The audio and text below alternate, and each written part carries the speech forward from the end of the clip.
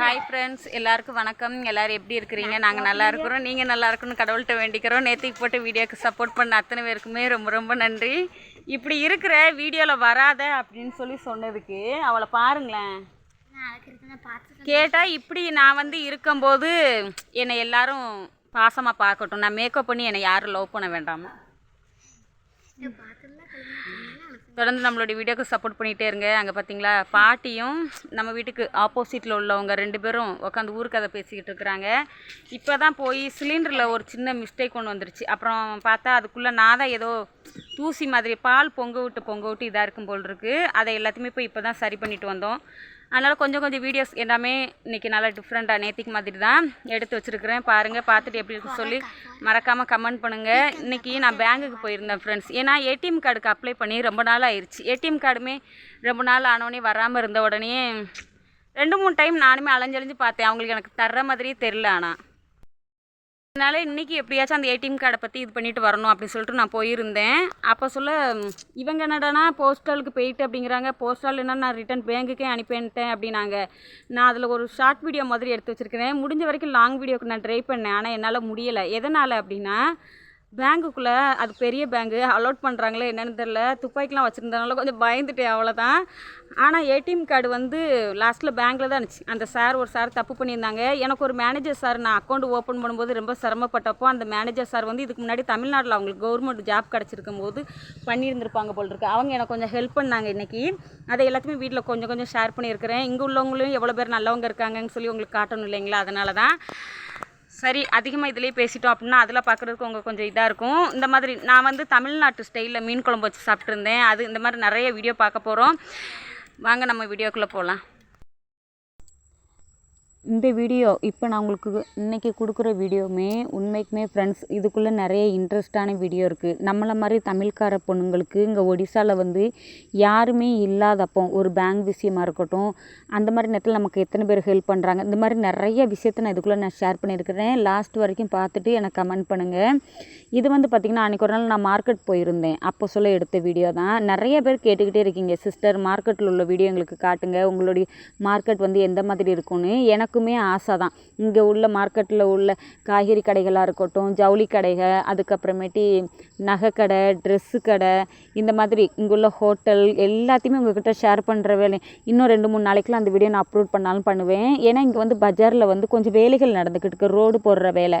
நான் இதுக்கு அடுத்து வர நெக்ஸ்ட் வீடியோவில் நான் உங்களுக்கு ஷேர் போட்டிருக்கிறேன் பாருங்கள். அங்கே அந்த மாதிரி இருக்கிறனால அந்த வேலைகள் எல்லாமே முடியட்டும். தார் ரோடு போடுற வேலை, அதுக்கப்புறமேட்டு கண்டிப்பாக நான் உங்களுக்கு அந்த வீடியோ எல்லாமே அப்போ தான் பார்க்குறதுக்கு அது ஒரு அழகாக இருக்கும், ஒரு பார்க்குறதுக்கு ஒரு இன்ட்ரெஸ்ட்டாக இருக்கும். நான் நானும் என்னுடைய பெரிய மாமனருடைய பொண்ணும் தான் நாங்கள் பஜாருக்கு வந்திருந்தோம். ஏன்னா அவளுக்கு கொஞ்சம் உடம்பு சரியில்லை. அதனால் அவளுக்குமே கூட்டிகிட்டு அவளை அப்படி மாத்திரை வாங்கி விட்டுட்டு போகலான்னு. ஒடிசாவில் காளமாடுகள் இந்த மாதிரி தாங்க ஃப்ரெண்ட்ஸ். இங்கே உள்ள காளமாடுகளை கெட்ட மாட்டாங்க. நைட்டு நேரம் கரெக்டாக ஒரு 5:30 மணிக்கிட்ட ஆயிடுச்சுன்னா அது அங்கங்கே ரோட்டு மேலே நிற்கும். வண்டியை பார்த்தாலுமே ஒதுங்காது, நம்ம தான் ஒதுங்கி போகிற மாதிரி இருக்கும். அதனால் அந்த மாதிரியான வீடியோஸ் எல்லாமே உங்கள்கிட்ட ஷேர் பண்ணேன். இது இங்கே மெடிக்கல் ஷாப் மாதிரி தான். ஆனால் நல்லா செக் பண்ணி நமக்கு மருந்து மாத்திரைலாம் கொடுப்பாங்க. உண்மைக்குமே ஃப்ரெண்ட்ஸ் சூப்பராக கேட்கும்.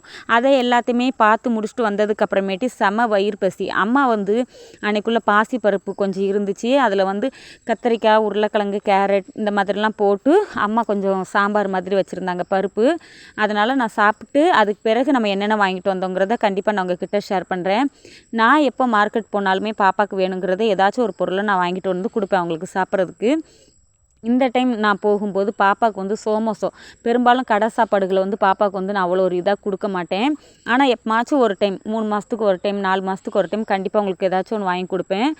அந்த மாதிரி நேரத்தில் இந்த டைம் நான் போயிருக்கும்போது பாப்பாவுக்கு எனக்கு சோமோசோ வேணுமா அப்படின்னு சொல்லி கேட்டால், அதனால் வாங்கிட்டு வந்திருக்கிறேன். இங்கே ஒடிசாவில் உள்ள பஜ்ஜி, அதுக்கப்புறம் வடை எல்லாமே கொஞ்சம் சேர்த்து, ரொம்பலாம் இல்லை, ஒரு 80 ரூபாய்க்கு மட்டும் எல்லாமே சேர்த்து வாங்கிட்டு வந்தேன். பாப்பாவுக்கு கடை சாப்பாடு அப்படின்னா பெரிய பாப்பாவுக்கு ரொம்ப பிடிக்கும். சாப்பிடும்போதே அவளுடைய கண்ணை பார்த்தா அவங்களுக்கு தெரியும்.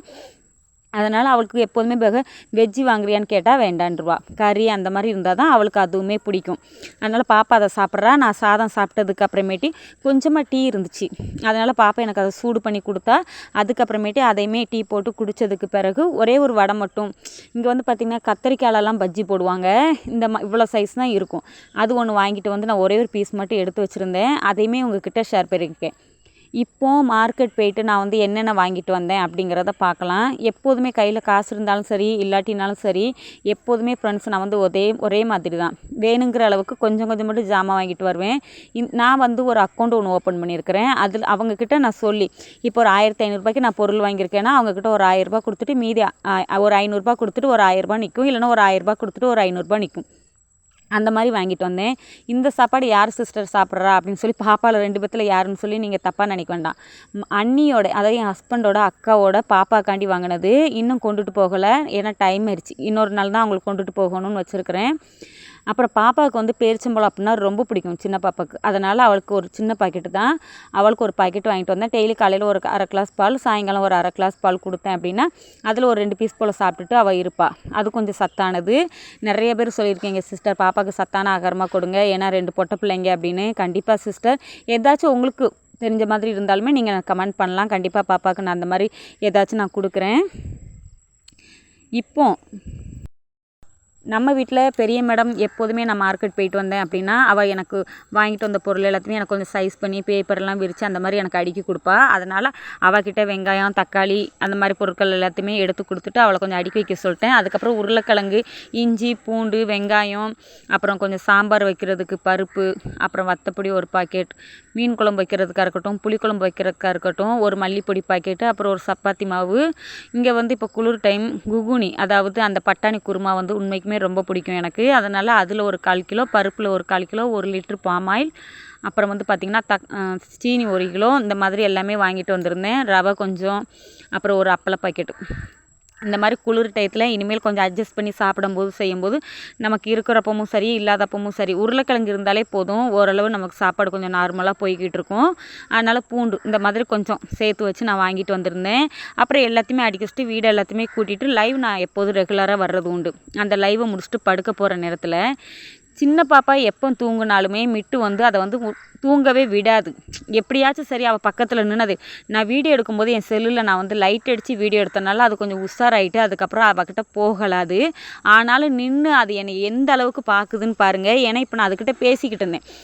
இப்போ நான் மிட்டுவை காட்டும்போது அது முகத்துக்கு முன்னாடி கூடி ஒரு கொசு மாதிரி ஒன்று பறக்கும். அதை எப்படி கடிச்சு அங்கே பாருங்கள், அதுக்கு எல்லாமே தெரியும் ஃப்ரெண்ட்ஸ். ஆனால் அதை நிறையா பேர் டெய்லி காட்டுங்க சிஸ்டர் அப்படின்னு சொல்கிறவங்களுக்காக வேண்டி மிட்டுவை கொஞ்சம் நேரம் மட்டும் வீடியோ எடுத்து உங்ககிட்ட ஷேர் பண்ணேன். அதுக்கப்புறமேட்டு நான் தூங்க போயிட்டேன். எல்லாருக்குமே குட் நைட். இது வந்து அதுக்கு மறுநாள் எடுத்த வீடியோ காலையில். அன்றைக்கி நான் காய் வாங்கிட்டு வந்ததில் கொஞ்சம் கோஸ் வாங்கிட்டு வந்திருந்தேன். அந்த கோஸில் வந்து ஒரு பாதி கோஸும் அப்புறம் கொஞ்சம் உருளைக்கிழங்கு அதுக்கப்புறம் கட் பண்ணி வச்சுட்டேன். அப்புறம் எப்போதும் போல் கடை சட்டியை வச்சு எண்ணெய் ஊற்றிட்டு கொஞ்சோண்டு வெங்காயம், ஒரே ஒரு தக்காளி பழம் மட்டும் போட்டு அதை நல்லா வதக்குனதுக்கு பிறகு அந்த உருளைக்கிழங்கு அதுக்கப்புறம் அந்த காய் ரெண்டையுமே கோஸு ரெண்டையுமே அலசி எடுத்து போட்டு அதையுமே கொஞ்சம் நல்லா வதக்கிட்டு கொஞ்சம் வத்தப்பொடி கொஞ்சம் மஞ்சப்பொடி. நம்ம வத்தப்பொடி வேண்டாங்கிறவங்க வெறும் வத்தல் மட்டும் கிள்ளி போட்டு சமைப்பாங்க. சப்பாத்தி கூட்டுக்காக இருக்கட்டும் தோசைக்காக இருக்கட்டும் இங்கே வச்சு சாப்பிடும்போது உண்மைக்குமே ஃப்ரெண்ட்ஸ் அது டேஸ்ட்டு நல்லாயிருக்கும். சின்ன பாப்பா வந்து வெளில ஒரு வேலை விஷயமா போயிருக்கிறா. அதனால் பெரிய மேடம் தான் சாப்பிட்டுக்கிட்டு இருக்கிறாங்க. அவங்க சாப்பிட்டுட்டு சூப்பராக இருக்குன்னா அதனால் இப்போ காலையில் குளிர் டயத்தில் கஞ்சிலாம் பசங்களுக்கு கொடுக்க முடியாது. ஏன்னா அவங்களுக்கு அது பழக்கமும் கிடையாது. இனிமேல் தான் நானும் சின்ன பாப்பாவும் சாப்பிட்ணும். வீட்டுக்கு பின்னாடி பாப்பா வந்து இன்றைக்கி நிறைய நான் ஹெல்ப் பண்ணியிருக்காங்க. நிறைய பேர் சொல்லிடுறீங்க பிள்ளைங்கள நல்ல ஒரு டேலண்டாக வளர்க்குறீங்க சிஸ்டர், பார்க்குறதுக்கு எங்களுக்கு ரொம்ப சந்தோஷமாக இருக்குன்னு. நீங்கள் இன்னும் உங்களுக்கு தெரிஞ்ச மாதிரி ஏதாச்சும் இருந்துச்சு அப்படின்னா பாப்பாவை வளர்க்குறதுக்கு நீங்களுமே எனக்கு கொஞ்சம் சப்போர்ட் பண்ணுங்கள். எந்த மாதிரிலாம் அவங்களுக்கு வளர்த்தா அப்படின்னா எல்லாமே கரெக்டாக இருக்கும் அப்படின்னு. சுபியாக இருக்கட்டும் ஸ்வீட்டியாக இருக்கட்டும் வீட்டுக்கு பின்னாடி ஒரு இடத்துல ஒரு காயை பார்த்துட்டு வந்து அன்றைக்கி நீ சாம்பாருக்கு வச்ச காய் தான் சொல்லும்போது அந்த காய் வீட்டுக்கு பின்னாடி நம்ம நட்டவே இல்லை, வர வாய்ப்பே இல்லைன்னு. அதுவாக மழைக்காக வேண்டி முளைச்சி வந்தது போல் இருக்குது. அப்புறம் எனக்கு அந்த ஒரு காய் ஒன்று கிடச்சிச்சுமா, நீ வா அதை நம்ம சாம்பாரில் போட்டு சமைக்கலாம் சூப்பராக இருக்கும்னா அதையுமே உங்ககிட்ட வீடியோ ஷேர் பண்ணியிருக்கிறேன். இந்த வர்ற வருஷத்தில் நிறைய பேர் காய்கறி எல்லாம் நீங்கள் வழங்க சிஸ்டர் இருக்கீங்க. கண்டிப்பாக யூடியூப்பில் நமக்கு சம்பளம் வர்றதுக்கு இன்னும் கொஞ்ச நாள் தான் இருக்குது. அதுக்கப்புறமேட்டு மண் எல்லாமே அடித்து சுற்றி வரலையும் வேலி வச்சு கண்டிப்பாக பண்ணலாம். இப்போ மேடம் 2 பேரும் நம்மளுடைய உழைப்பாளிகள் 2 பேருமே போய் விறகு எடுத்துகிட்டு வந்திருக்காங்க. ஏற்கனவே இதுக்கு முன்னாடி போய் எடுக்கும்போது காய் எடுத்துகிட்டு வந்தா. இந்த டைம் போயிட்டு கொஞ்சம் குச்சி அந்த மாதிரிலாம் பிறக்கிட்டு வந்து மேடம் காய் வச்சுக்கிட்டு இருக்காங்க.